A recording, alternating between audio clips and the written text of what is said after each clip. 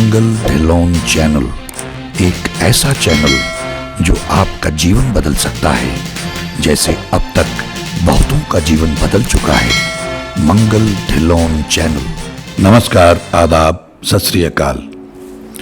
दोस्तों, रब भगवान से मेरी बातें, माई कन्वर्सेशंस विद गॉड, रब नाल मेरियां गल्लां, इस श्रृंखला में ये 40वां एपिसोड होगा। मैंने पहले भी आप लोगों से रिक्वेस्ट की थी, माफ़ी मांगी थी कि मैं उसी क्रम में नहीं बता पा रहा हूँ, और कुछ दिनों से मैं रिकॉर्डिंग नहीं कर पाया। मैं बार बार उसमें जाता हूँ जो मेरे पास लिखित रूप में, जो मैंने प्रिंट आउट निकाल लिए थे उस कन्वर्सेशन के,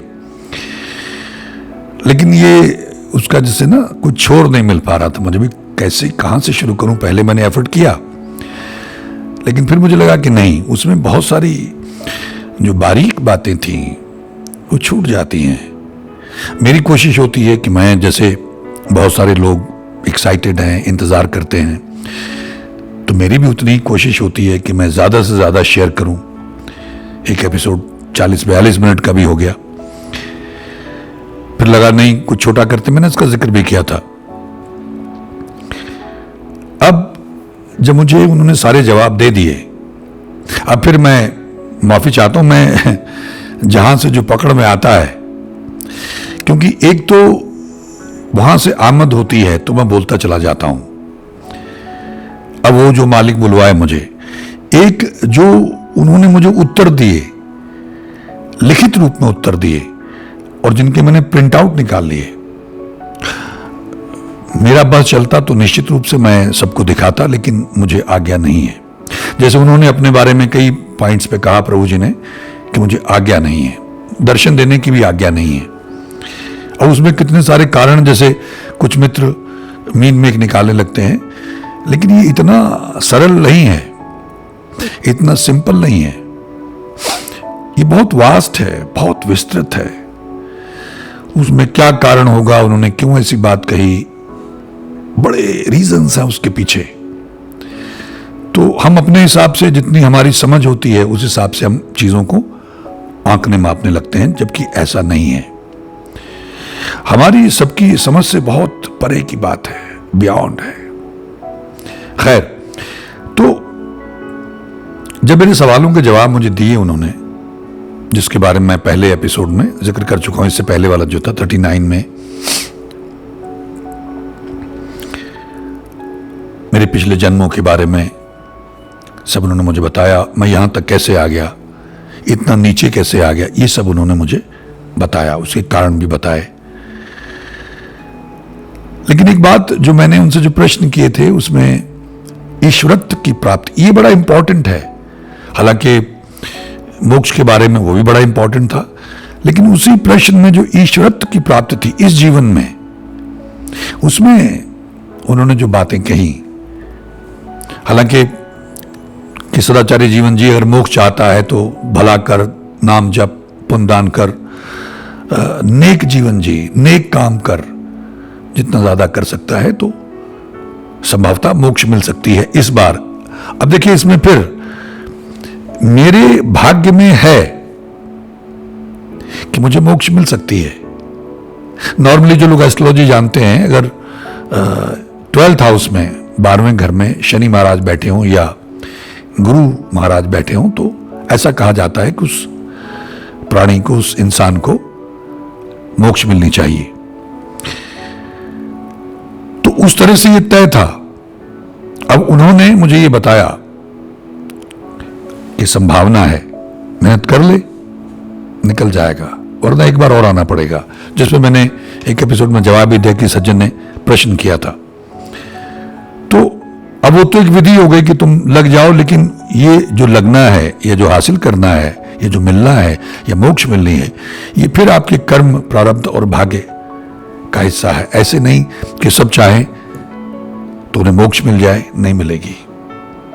और अगर आपकी मोक्ष सुनिश्चित है, यानी साल्वेशन, आवागमन से छुटकारा सुनिश्चित है, तो वो भी आप जब तब करें या ना करें, वो आपको मिलना ही मिलना है, क्योंकि आपने पहले जब तब किया हुआ है। वो उस मालिक की कमिटमेंट है, उसने लिख के दे दिया तो लिख के दे दिया। अब मेरा जो स्थिति है वो था कि थोड़ा सा कहीं उसमें यह है कि और मुझे इस जन्म में करना पड़ेगा, लेकिन उसके साथ में जो मैंने ईश्वरत्व की इस जन्म में ईश्वरत्व को प्राप्त करने की बात कही थी, तो उसमें उन्होंने मुझे कहा कि तू ये सबके लिए बड़ा इंपॉर्टेंट है कि एक ओंकार का तू सुमिरन कर, पाठ जाप कर सवेरे उठ के ब्रह्म मुहूर्त में। वो 3 से 6 का टाइम है ये, लेकिन 4 से 5 का आइडियल माना गया है। तो मैंने शुरू भी कर रखा था, तो कहने जैसे अब तूने शुरू किया है ये कर। मैंने पहले भी एक एपिसोड में कहा था कि तुझे जो तू चाहता है प्राप्त होगा। तेरा दिल और तेरी आत्मा साफ है। अब ये एक कंडीशन हो गई ना कि क्या हमारी आत्मा और हमारा मन, हमारा दिल साफ है। और इसके पीछे मेरे पिछले कर्म थे, मैं जैसा भी रहा, लेकिन उसमें जो मेरे में दयालुता रही, जो मैंने जब तप किया, जो पुण्यदान किया, जो दानवीर था, तो वो कहीं ना कहीं चलता है। जो बुरे कर्म की वो भी चलते आए और जो अच्छे कर्म की वो भी चलते आए। तो बुरों ने मुझे सजा दिलवाई, मेरी डिमोशन की, मुझे नीचे लेके आए, और अच्छों ने मुझे बचाया जहां जहां भी मौका था। जैसे इस बार भी उन्होंने कहा कि उसकी वजह से, उस अच्छे कर्मों की वजह से तुझे अच्छा तन, मन और ठीक ठाक परिवार मिल गया। तो कहने लगे कि एक ओंकार को जप, सुमिरन कर सवेरे उठ के, नहा धो के। एक ओंकार सर्वोत्तम है, ये मैंने पहले भी जिक्र किया था। और एक ओंकार सतनाम वाहिगुरु उसके बाद। अब एकदम से नहीं लग जाना, क्योंकि आपकी अगर नहीं है कैपेसिटी, मैंने ये जिक्र किया है, तो आप देसी घी ज्यादा खा लेंगे तो हजम नहीं कर पाएंगे। तो इसलिए एहतियात के तौर पे मैंने गुजारिश की थी कि एकदम से एक ओंकार पे मत लग जाइएगा। मूल मंत्र करें, नितनेम करें, सुखमणी साहब करें, या एक ओंकार सतनाम वाहिगुरु करें। आधार बना लें, एक अभ्यास करें, उसके बाद में एक ओंकार करना शुरू कर दें तो बात बन जाएगी। तो मुझे ये सारी बातें बताने के बाद में कहा कि अब मेरा ख्याल है मैंने तुम्हें तुम्हारे सारे सवालों का जवाब दिया। तुम्हारे सदकर्म थे, तुम्हारे और रूपा के पिछले जन्मों के जो सदकर्म थे, उसकी वजह से ईश्वर की कृपा हुई। तुम्हारा जो बोया हुआ था वो अंकुरित हुआ और तुम्हें ये मार्गदर्शन मिला। ये सबको नहीं मिल पाता है। जैसा मैंने पहले जिक्र किया था कि मुझे इतने जन्म मेरे हुए, लेकिन ऐसा मार्गदर्शन पहले कभी नहीं हुआ। अगर हुआ होता तो निश्चित रूप से मेरा कायाकल्प तभी हो गया होता, मेरी जो नीचे कुमार आ रहा था वो बंद हो गया होता। इसका जिक्र भी मैं कर चुका हूं। तो कहने लगे तुम्हारा मार्गदर्शन हो चुका है, तुम्हारे सवालों के जवाब मिल चुके हैं, अब तुमको उसका अनुसरण करना है। एक बात जो उन्होंने कही कि मतलब वो बड़ी कमाल है कि उस लेवल पे विनम्रता का लेवल देखिए अब क्या है कि अगर मैंने तुझे कुछ गलत कहा हो या लिखा हो तो उसके लिए मुझे माफ कर देना। ये लेवल देखिए आप, उनका लेवल देखिए और मेरी अवस्था देखिए, मेरी कंडीशन देखिए। लेकिन फिर भी वो लिखते हैं कि तू ये अनुसरण करना, तो ये सारे जवाब दे दिए हैं। और मुझे बार बार हाथ मत जोड़ा कर, मैं वो जो होता ना हाथ जोड़ने का वो फोटो उनको मैं भेजता रहता था और मिन्नतें खुशामतें करता रहता हूँ कि बार बार हाथ मत जोड़ा कर, इतनी मिन्नत खुशामत मत किया कर, मुझे प्रभु मत बोला कर। प्रभु एक ही है, वो ईश्वर। ये जो बात मैं कह रहा था कि उन्होंने मुझसे कही कि तेरा दिल और तेरी आत्मा साफ है, तू जल्दी प्राप्त कर सकता है। अब ये कंडीशन हुई कि हमारा दिल और हमारा मन, हमारी आत्मा साफ होनी चाहिए, तब बात बनती है। निश्चल होना चाहिए, साफ को होना चाहिए, मैल नहीं होना चाहिए। लेकिन कहने लगे कि इसमें कलयुग में बचना भी बड़ा मुश्किल है। ईश्वर चाहें तो बचाएं।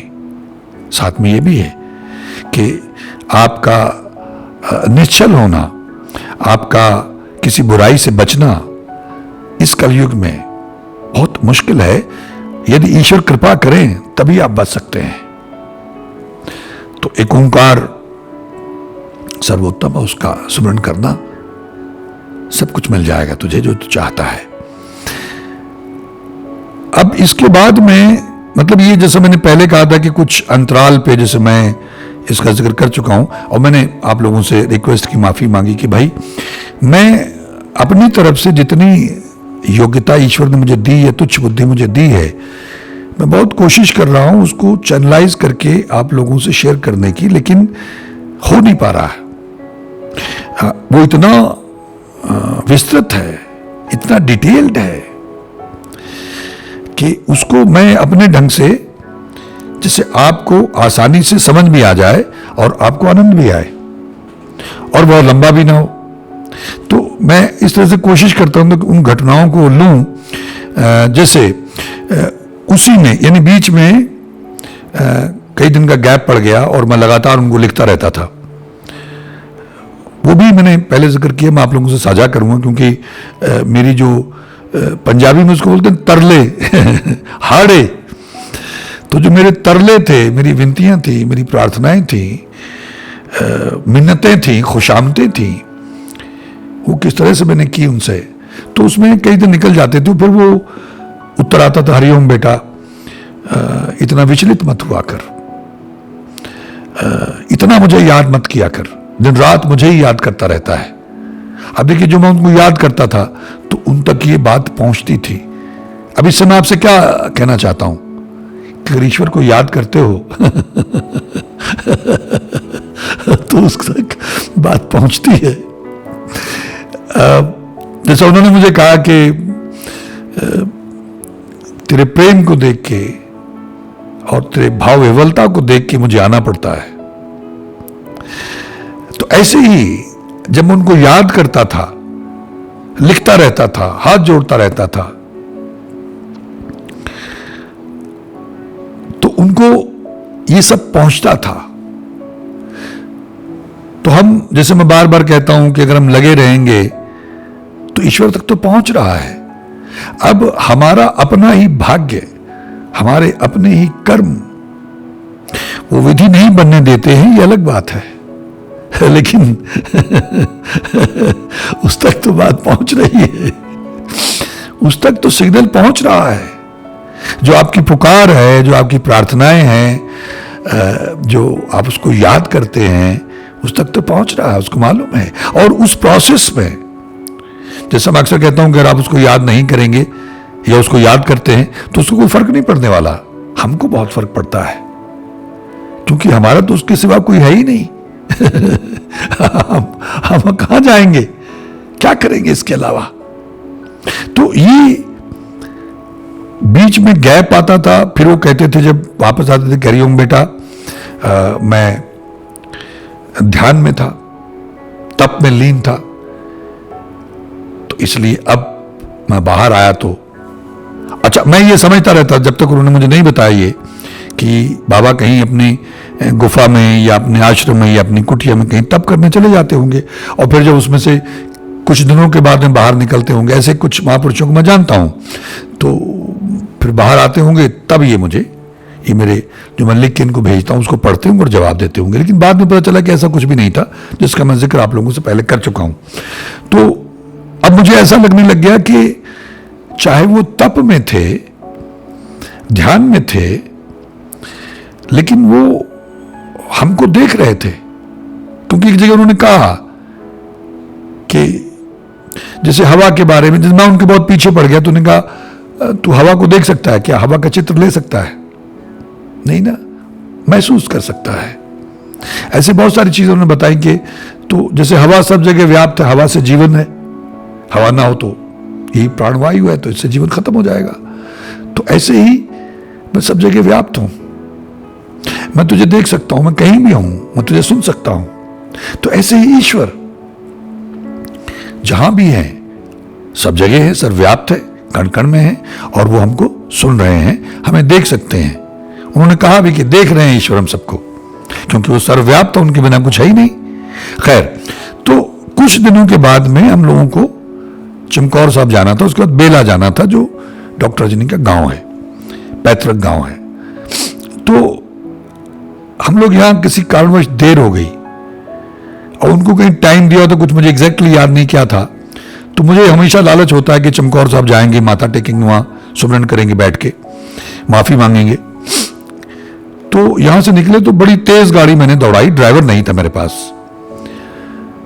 तो रास्ते में हमारा एक किसी आदमी की गलती से अचानक वो मोटरसाइकिल आगे ले आया, गाड़ी बड़ी स्पीड से जा रही थी और 3-4 लोग बैठे हुए थे उस मोटरसाइकिल पे, कोई गांव के लोग होंगे। तो मैंने बहुत जोर से ब्रेक मारे और गाड़ी जो है बस स्किड करने लगी और डिसबैलेंस हो गई। बड़ी मुश्किल से वो एक्सीडेंट होते होते बचा। बिल्कुल समझ लीजिए उनके पास से वो कैसे गाड़ी निकल गई, क्योंकि इतनी स्पीड में आप ब्रेक लगाएंगे तो कंट्रोल खो देती है गाड़ी, स्किड करती है और डिसबैलेंस हो जाता है। चलो एक बार तो आपकी सांसें जो हैं वो अटक जाती हैं। तो फिर ईश्वर का नाम लेते हुए हम गए आगे। चमकौर साहब गए, माथा टेका, सुमरन किया, माफी जो हम मांगते थे रेगुलरली, हमारा काम था, वो मांगी। और उसके बाद में उनके घर गए बेला। तो बाद में मुझे संदेश आया उनका, प्रभु जी का, कि बेटा आज, उनका नॉर्मल था हरिओम बेटा, और उसके बाद आगे चर्चा शुरू होती थी। तो उसमें उन्होंने लिखा हुआ था कि बेटा आज दुर्घटना होते होते बची, समय पर घर से निकला करो, विलंब से मत निकला करो। ईश्वर साथ थे इसलिए बचाव हो गया, अन्यथा क्या होता। मैं रूपा के घर भी आया था, तुम्हारा वार्तालाप भी सुना।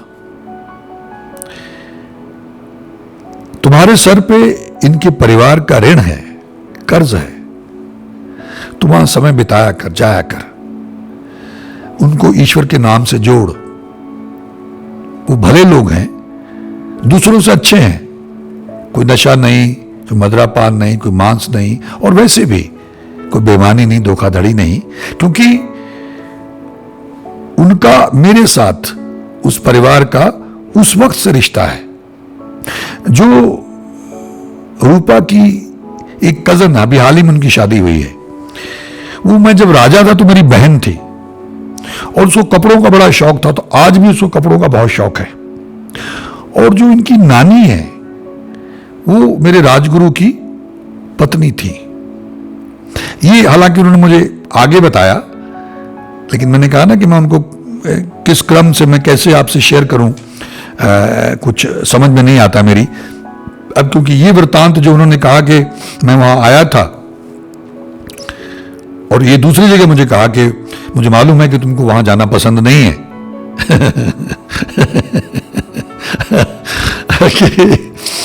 अच्छा, क्योंकि मेरी अपनी एक फ्रीक्वेंसी, एक लेवल होता है बातचीत का, तो मेरा नहीं मैच होता है, तो मैं अपने रंग में हूं। और वो लोग अच्छे लोग हैं, लेकिन दुनियावी उस चीज़ों में वो खचित हैं। तो मुझे लगता है कि अगर कहीं मैं जाऊं तो वहाँ या तो ईश्वर की बात हो, ईश्वर के बारे में चर्चा हो, भजन कीर्तन हो, लेकिन दुनियावी बातें क्या करनी है। अब सब लोग हर समय तो नहीं बातें कर सकते, हर आदमी की अपनी एक कैपेसिटी होती है। तो जिसको रंग लग गया तो उसी रंग में जीना चाहता है। तो खैर, तो मुझे ऐसा लगता, तो उन्होंने कहा कि बेटा तुमने अभी इतना तप नहीं किया है कि मैं तुम दोनों को वहां दिखाई दे सकूं, और मुझे आज्ञा भी नहीं है। मैं अगर चाहूं भी तो तुम लोगों को दर्शन नहीं दे सकता हूं, तुम मुझे देख नहीं सकते हो, क्योंकि आज्ञा नहीं है। अब ये जो आज्ञा वाला मामला है, जो उन्होंने मेरा मार्गदर्शन किया, जो कुछ भी मुझे बताया, मतलब मैं बार बार ये कहता रहूं तो रेपिटेशन होगी कि मेरे पास शब्द ही नहीं होते, निशब्द हूं मैं। ऐसी कृपा मैं बयान नहीं कर सकता हूं कि जन्मों जन्मों में कभी होती है। तो इसमें ईश्वर की आज्ञा हुई, जैसे मैंने पहले कहा था। ये मैं आ गया, क्योंकि मुझे आमतौर पे होता है कि मैं सारी बातें आपको बता दूं, लेकिन एक यहां से पकड़ी, एक वहां से पकड़ी, एक वहां से जो मुझे याद आ गई, लेकिन मुझे होता है कि उसके साथ और बड़ी इंटरेस्टिंग बातें हैं तो वो निकल ना जाए। जल्दबाजी में मैं बीच बीच में से आपको बता दूं तो फिर उसको मैं बताऊंगा तो रिपीट होगा, लेकिन मैं यहां अपने आप को इनकॉम्पिटेंट महसूस कर रहा हूं कि मैं कैसे वो सब कुछ आपसे, मैंने पहले भी इसका जिक्र किया है, कैसे शेयर करूं क्रमवार तरीके से जैसे वो घटा। अब पहली बात तो वो मेरे पेपर्स ही आगे पीछे जो स्क्रीनशॉट्स मैंने लिए थे उस कन्वर्सेशन के, जो मैसेज मुझे आते थे, तो वो स्क्रीनशॉट ही मिक्सअप हो गए। फिर उनको लगाने में लगा रहा, नहीं हो पाया, क्योंकि अगर वो 2, 4, 10, 50 हो तो हो जाए, वो तो 100 की तादाद में थे और 100 पेज है। तो अब उनको जब स्पाइरल बाइंडिंग कराई तो उसमें भी वो आगे पीछे हो गए। खैर, तो ये जब उन्होंने मुझसे कहा तो इन बातों से मतलब आपका क्या ताल्लुक, आपको क्या मतलब है? भाई मेरे जीवन में घटा, चलिए किसी को कौतूहल हो सकता है, लेकिन नहीं, मैं इन बातों से जो मेरे जीवन में घटी, जो मुझे बताया गया, उससे ये चाहता हूं कि आप उस बात को समझ के वो गलतियां आप ना करें जो मैं करता रहा हूं, जो हम सब करते रहे हैं अनजानेपन में, क्योंकि सबकॉन्शियस ब्रेन में कहीं होता कि अरे पता किसने देखा है। बहुत सारे लोग ये कहते हैं कि अरे भाई किसने देखा है, कोई हिसाब किताब होता भी नहीं होता। देखो दुष्ट लोग कितनी मौज कर रहे हैं, खाओ पियो मौज करो। झूठे मक्कार लोग, हमारे लीडर्स को देख लो, और जितने भ्रष्टाचारी अफसर हैं उनको देख लो, जितने भी गंदे काम करने वाले लोग हैं, निर्दयी लोग हैं, अत्याचारी लोग हैं, उनकी तो मौज लगी हुई है। ऐसा आमतौर पर लोग देख के बस उसी तरफ हो लेते हैं। अब ये दौर जो युग है, ये उसका प्रभाव है। मैंने पहले भी एक जगह जिक्र किया था कि रामचंद्र कह गए सिया से ऐसा कल युग आएगा, हंस चुनेगा दाना तिनका, कौवा मोती खाएगा। ये बिल्कुल वैसा ही दौर चल रहा है। तो अब आप हंस हैं तो आप तो मोती ही चुगे। हंस जो है दाना तिनका चुगने लग जाएगा, ये उसकी मजबूरी होगी, लेकिन हंसा तो मोती चुगे। मोती कैसे मोती? हरिनाम के मोती। इससे सुच्चे मोती, इससे दुर्लभ तो कुछ है नहीं हमारे जीवन में, और अगर मिल गया है तो ये हमारा सबका अहोभाग्य है। तो मेरे जो सदकर्म थे, डॉक्टर रूपा के जो सदकर्म थे, उसकी वजह से हमारा ये मार्गदर्शन हुआ। और उन्होंने आगे एक जगह आएगा, वो मैं अगले एपिसोड में आपसे शेयर करूंगा, जब मैंने उनसे थोड़ा ज्ञान भगाड़ने का प्रयास किया था। तो मैं काफी देर ढूंढता हूं आप लोगों से बात करने से पहले कि उसका लिंक मिले, क्योंकि जो मैंने पूछा वो पेज कहीं और है और जो उत्तर दिया वो कहीं और है। जो उत्तर पहले दे दिया तो वो कहीं और लगा, वो तो मतलब बड़ा हैफजर्ड मामला है, तो उनको ढूंढने में टाइम। तो ये जो मैं आपसे बात कर रहा हूं कि जब मैंने ज्ञान भगाड़ा उनसे, मतलब बातें तो लॉजिकल थी कि उस ईश्वर के हुक्म के बिना पत्ता नहीं हिलता, जैसा नॉर्मली लोग चर्चा करते हैं। हम जंत बेचारे क्या करें, सब खेल तुम स्वामी करे करावे आपे आप, मानस के कुछ नाही हाथ, हुई है वह है जो राम रच राखा, करम गति तारे नाही टरी, मुनि विशिष्ट सा पंडित ज्ञानी, शोध के लगन धरी, करम गति तारे नाही टरी। ऐसे कुछ बातें मैंने उनको लिखी कि ये मेरे हाथ में तो कुछ है नहीं, जो मेरे भाग्य में है। तो जैसे उन्होंने मुझे ये भी बताया, जो पहले मैंने आप लोगों से जिक्र तो किया था, लेकिन ये चीज रह गई थी कि उनको मालूम है, देखिए सब, कि जब मैंने अपनी मृत्यु के बारे में या अपनी बीमारी के बारे में पूछा 2023, ये आप लोग नोट रखिएगा, याद रखिएगा, तो उन्होंने कहा कि केतु की महादशा में संकट आएगा, लेकिन ईश्वर कृपा से टल जाएगा, लोगों की दुआओं से। जो लोग आपके लिए दुआएं करेंगे, जो आप पुण्य कमा रहे हो, जो आप ईश्वर का नाम जप रहे हो, उससे वो टल जाएगा। इसका मैंने जिक्र किया, लेकिन केतु की महादशा, इसका उन्होंने जिक्र किया। और मेरे एक मित्र हैं अरविंद राय, स्वामी अरविंद राय, वो एस्ट्रोलॉजर हैं। कुछ लोगों को मैंने पहले उनका जिक्र किया, नंबर भी दिया था, बॉम्बे में रहते हैं। तो उनका देखिए उन्होंने जिक्र किया उसमें कि तुम्हारे मित्र अरविंद ने तुम्हारी कुंडली बनाई थी, उसके पिछले जन्मों के सदकर्मों की वजह से उसका फलित अच्छा है। लेकिन उसको बोलना कि ओशो आश्रम में, एक यहाँ ओशो आश्रम है कहीं मुरथल में, तो ओशो आश्रम में जिस राह पे वो चल रहा है वो सही नहीं है, उससे कहना संभल जा। अब मुझे मालूम था वो क्या कह रहे थे। तो मेरे साथ मतलब मुझे मालूम है कि 23 में केतु की महादशा शुरू होनी है। उसने मेरी कुंडली बनाई थी, उसका नाम तक लिख के, और वो ओशो आश्रम में वहां क्या होता है कुछ चीजें उसने मुझे बताई। और ये क्योंकि वहां जाते थे हर महीने या 2-3 महीने में जाते थे एस्ट्रोलॉजी सिखाने, तो उसका भी जिक्र उन्होंने यहां किया। यानी उनको वो भी दिखाई दे रहा था। और जो जो लोग मुझसे जुड़े थे, इसका मैंने जिक्र पहले हल्का सा किया था पासिंग रेफरेंस में, कि उनके नाम इस जन्म के और उनके नाम पिछले जन्मों के, जब वो मेरे साथ कनेक्टेड थे, तो उससे एक बात बड़ी क्लियर हुई कि इस जन्म में जो भी लोग, वैसे महापुरुष लोग ये कहते हैं, बहुत सारे लोग जो अभ्यासी हैं या जो इस राह पे हैं, उनको ये जानकारी मिल गई होगी कि कोई दूसरा आपकी ऑर्बिट में, आपके सर्कल में आएगा नहीं। आपका जो दायरा है उसमें वही लोग आएंगे जिनसे आपका हिसाब किताब है, अच्छा या बुरा। हिसाब किताब चुकता करने आएंगे या जो आपसे लिया हुआ आपको देने आएंगे, दूसरा नहीं आ सकता है। अक्सर आपने देखा होगा आपके पड़ोस में एक आदमी रहता है सालों से, लेकिन आपका उससे कोई राब्ता नहीं है। गांव में कितने लोग रहते हैं, आपका किसी राब्ता नहीं होता है। तो ये सारा मामला, जितने भी लोग मेरे जीवन में आए या आप लोगों के जीवन में आए हुए हैं या आ रहे हैं, तो ये मान के चलिएगा कि उन सब के साथ में आपका पिछला हिसाब किताब है। अरविंद राय के साथ मेरा पिछला हिसाब किताब था। अब देखिए उसमें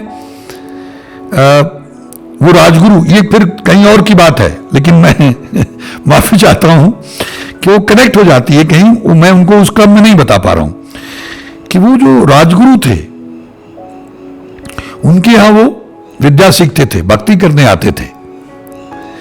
और रूपा की वजह से, जो राजगुरु की बेटी थी, जो भी डॉक्टर रजनी है, वो मेरे बड़ा मुंह लगे हुए थे। ये जो अरविंद राय हैं, इनका नाम भी कुछ उन्होंने बताया था, मुझे इस वक्त याद नहीं। जब अगले इस एपिसोड पे आएंगे तो मैं पढ़ के देख के नाम बताऊंगा। तो अब उसका जो रिश्ता है डॉक्टर रजनी से, वो अक्सर ये कहते रहते थे, भाव विवल होकर कई बार रोने लगते थे।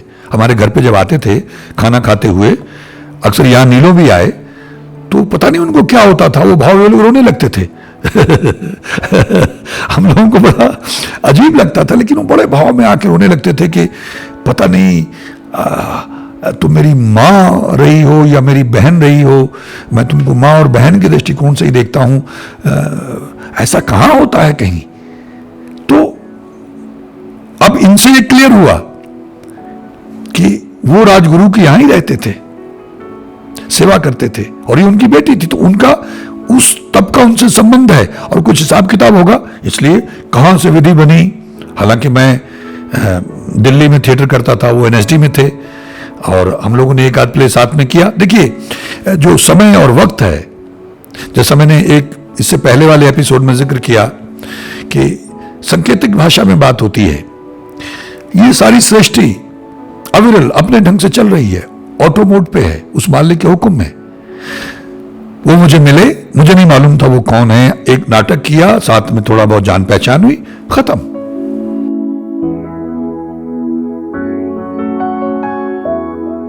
मंगल ढिल्लोन चैनल, एक ऐसा चैनल जो आपका जीवन बदल सकता है, जैसे अब तक बहुतों का जीवन बदल चुका है। मंगल ढिल्लोन चैनल।